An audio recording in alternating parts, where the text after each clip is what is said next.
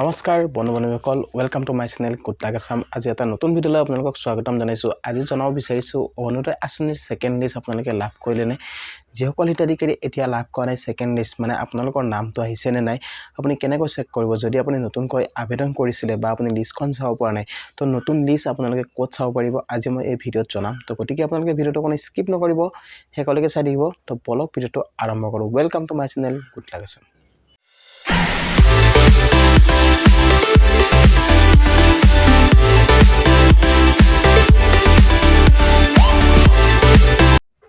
তো গাইজ আপোনালোকক জনাব বিচাৰিছোঁ বহুতো হিতাধিকাৰী এতিয়া লাভ কৰা নাই অৰুণোদয় কিস্তি। যিসকল হিতাধিকাৰীয়ে লাভ কৰা নাই অৰুণোদয় কিস্তি তেতিয়াহ'লে আপোনালোকে কি কৰিব? চাওক, আগতে আপোনালোকে যিহেতু বহুতো হিতাধিকাৰীয়ে মানে 1250 টকা যেতিয়াৰ পৰা দিছে তেতিয়াৰ পৰা বহুতো হিতাধিকাৰীয়ে এতিয়াও লাভ কৰা নাই কিস্তি। যদি আপুনি কিস্তি লাভ কৰা নাই তেনেহ'লে আপুনি কি কাম কৰিব লাগিব আজি মই আপোনালোকক ভিডিঅ'টোত জনাম। তো গতিকে আপোনালোকে ভিডিঅ'টো কোনো স্কিপ নকৰিব, শেষলৈকে চাই থাকিব। তো প্ৰথম কথাটো হৈছে কি, আপোনালোকে যেতিয়া আপোনালোকক অৰুণোদয় কিস্তি দিয়া হৈছিলে আপুনি ভেৰিফাই আৰু আপুনি দলিলত চহী কৰিছিলেনে? আপোনাৰ সকলো ডকুমেণ্টছ তেখেতসকলে আপোনালোকৰ পৰা লৈ গৈছিলেনে? গোটেইখিনি বস্তু আপোনালোকে আপডেট কৰিছিলেনে? যদি আপোনাৰ গোটেইখিনি বস্তু আপোনাৰ আপডেট হৈছিলে তেতিয়াহ'লে আপোনাৰ চিন্তাৰ কাৰণ নাই। আৰু আপোনালোকে লিষ্টখন চেক কৰিছেনে? যিখন লিষ্ট আপোনালোকক দিয়া হৈছিলে, এখন লিষ্ট আহিছিলে, সেই লিষ্টখন আপোনালোকে অনলাইনত চাব নোৱাৰে। তো আপোনালোকে ক'ত যাব লাগিব? সেই লিষ্টখন চাবলৈ হ'লে আপুনি পঞ্চায়ত অফিচত বা আপুনি গাঁৱৰ আশা বাইদেউ বা আপুনি আপোনাৰ যিটো মেম্বাৰ গাঁৱত মেম্বাৰ থাকে সেই মেম্বাৰৰ লগত আপোনালোকে যোগাযোগ কৰি সেই লিষ্টখন আপোনালোকে চাব পাৰিব। সেই লিষ্টখনত আপোনালোকৰ নামটো আছে নে নাই, আপোনাৰ নামটো আপুনি চেক কৰিব লাগিব। যদি আপোনাৰ নামটো সেই লিষ্টখনত আছে তেতিয়াহ'লে আপুনি নিশ্চয় লাভ কৰিব অৰুণোদয় কিস্তি। তো এবাৰ যিহেতু জানুৱাৰী 10 তাৰিখে দিয়া হ'ব অৰুণোদয় কিস্তি, কিমান টকা দিয়া হ'ব? তো 1250 টকাকৈ যিহেতু মুখ্যমন্ত্ৰীয়ে কৈছে যে 1250 টকাকৈ মানে দিয়া হ'ব, ঠিক আছে। তো জয়ন্তমল্ল বৰুৱা ছাৰেও জনাইছিলে যে 1250 টকাকৈ পৰৱৰ্তী সময়লৈকে দিয়া হ'ব। তাৰপিছত হয়তো আপোনালোকক অৰুণোদয় কিস্তি বৃদ্ধি কৰিব পাৰে। তো বৃদ্ধি কেতিয়াৰ পৰা কৰিব?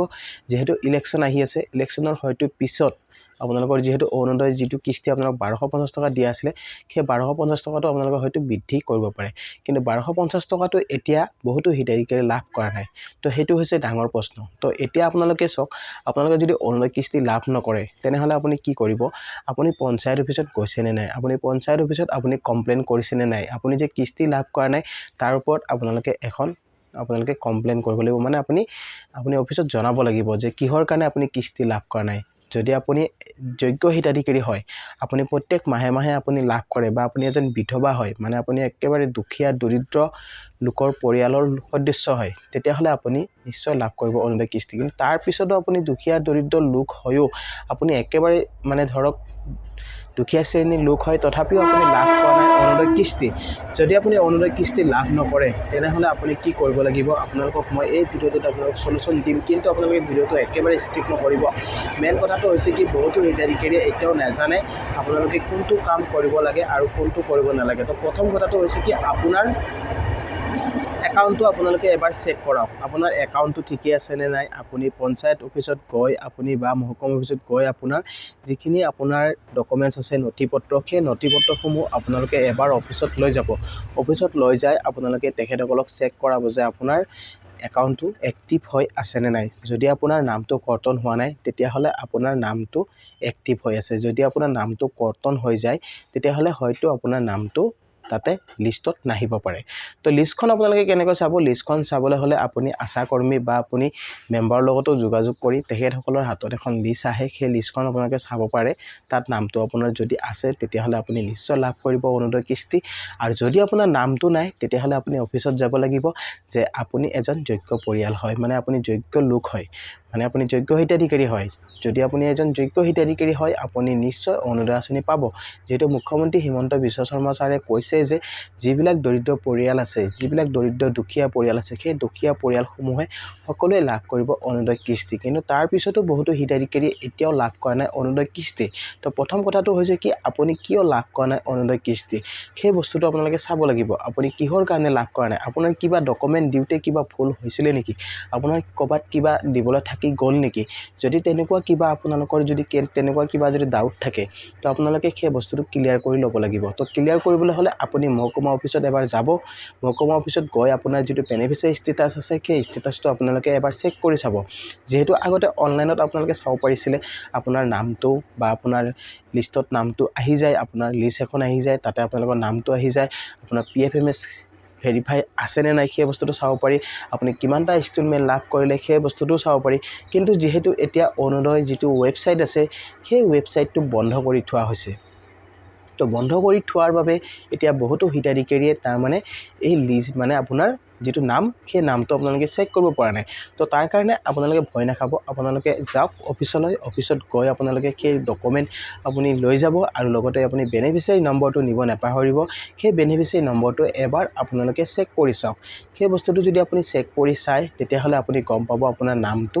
আছেনে নাই তো এতিয়া জানিব পোৱা মতে বহুতো হিতাধিকাৰীৰ নাম কৰ্তন হৈ গৈছে আপোনাৰ নামটো ভুলতে কিজানি কৰ্তন হৈছে নেকি যদি তেনেকুৱা হৈছে তেতিয়াহ'লে আপুনি লাভ নকৰে অৰুণোদয় কিস্তি তো আপুনি তাৰ আগতে অফিচত গৈ আপোনাৰ বেনিফিচিয়াৰী নম্বৰটো লৈ গৈ আপুনি চেক কৰি চাব আপোনাৰ নামটো আছেনে নাই যদি আপোনাৰ নামটো আছে তেতিয়াহ'লে আপুনি নিশ্চয় লাভ কৰিব অৰুণোদয় কিস্তি তো এতিয়া ক'ব খুজিছোঁ নতুন হিতাধিকাৰীসকলে যিহেতু নতুনকৈ আবেদন কৰিছিলে এবাৰ যোৱা যিটো নৱেম্বৰ মাহত আপোনালোকে কিস্তি পাইছিলে ঠিক আছে নতুন হিতাধিকাৰীসকলক দিয়া হৈছিলে 1250 টকাকৈ তাৰে ভিতৰত বহুতো হিতাধিকাৰীয়ে এতিয়াও নাপালে কিস্তি তো কিহৰ কাৰণে চব কিছুমানে ভাবিছে যে এটকাটো পোৱাসকলে পাইছে বা এটকাটো নোপোৱাসকলে পোৱা নাই নেকি তো তেনেকুৱা কোনো কথা নাই আপুনি যদি এটকাটো লাভ কৰিছে তেতিয়াহ'লে আপুনি পাইছে বা এটকা নোপোৱাও পাইছে তো তাৰ কাৰণে আপোনাৰ যদি নামটো যদি আহা নাই আপুনি ভাবিব পাৰে যে আপোনাৰ নামটো কৰ্তন হৈছে নেকি তো আপুনি এবাৰ চেক কৰি চাব আপোনাৰ ডকুমেণ্ট দিওঁতে হয়তো আপোনাৰ কিবা মিষ্টেক থাকি যাব পাৰে তেনেকুৱা ক্ষেত্ৰতো আপুনি অৰুণোদয় কিস্তিটো লাভ নকৰিব পাৰে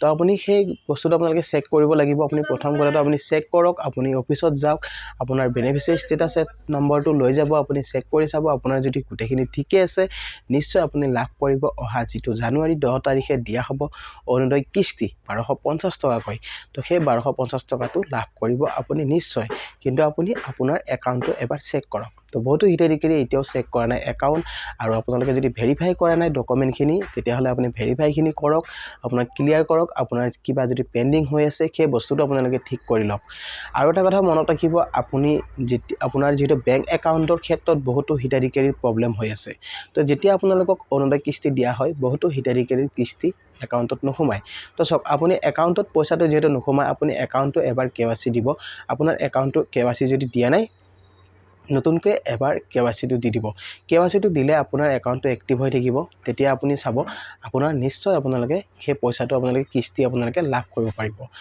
অৰুণোদয় কিস্তি আপোনালোকৰ যিহেতু দিয়া হয় 10 তাৰিখে কিন্তু 10 তাৰিখৰ পিছতো বহুতো হিতাধিকাৰী একাউণ্টত সোমাই যায় কিন্তু আৰু কিছুমানে লাভ নকৰে চাওক আপুনি যদি লাভ নকৰে আপুনি ভয় নাখাব আপুনি একাউণ্টটো আপোনালোকে চেক কৰি চাব আৰু গুগল পে থাকিলে আপুনি তাত চেক কৰিলেও হয় কিন্তু একাউণ্টটো এবাৰ KYC দি দিব KYC দিলে কি হয় আপোনাৰ বস্তুটো ঠিকে হৈ থাকে আৰু এক্টিভ হৈ থাকিলে আপোনাৰ একাউণ্টটো আপোনাৰ পইচা পোৱাত আপোনাৰ প্ৰব্লেম নহয় আৰু আপোনাৰ মোবাইলত যদি মেছেজ নাহে তেতিয়াহ'লে আপুনি অফিচত গৈ আপোনাৰ মোবাইল নম্বৰটো আপুনি চাব আপুনি কোনটো নম্বৰ দিছিলে যদি সেই মোবাইল নম্বৰটো দিছিলে তেতিয়াহ'লে নিশ্চয় আপোনালোকৰ ঠিকে আছে আৰু যদি সেই নম্বৰটো আপোনালোকে পাহৰি গৈছে তেতিয়াহ'লে নতুনকৈ এটা নম্বৰ আপোনালোকে আপটুডেট কৰি দিব আৰু যদি আপোনাৰ সেই মোবাইল নম্বৰটোত যিটো মোবাইল নম্বৰ দিছিলে তাত যদি OTP নাহে তেতিয়াহ'লে আপুনি আধাৰ লিংক হয়তো কৰা নাই তো আপোনাৰ আধাৰ লিংকটো আপোনালোকে কৰি ল'ব আপোনাৰ মোবাইল নম্বৰটোত সেই আপটুডেটটো কৰি ল'ব আপুনি নিশ্চয় লাভ কৰিব পাৰিব অৰুণোদয় কিস্তি আপোনাৰ প্ৰব্লেম একো নাই তো এইখিনিয়ে বস্তু আপোনালোকক জনালোঁ আৰু নতুন হিতাধিকাৰীসকলে যেহেতু কিস্তি পোৱা নাই বুলি কৈছে সেই কিস্তি আপোনালোকে নিশ্চয় এবাৰ অহাবাৰৰ যিহেতু 10 জানুৱাৰীৰ পৰা বহুতো হিতাধিকাৰীয়ে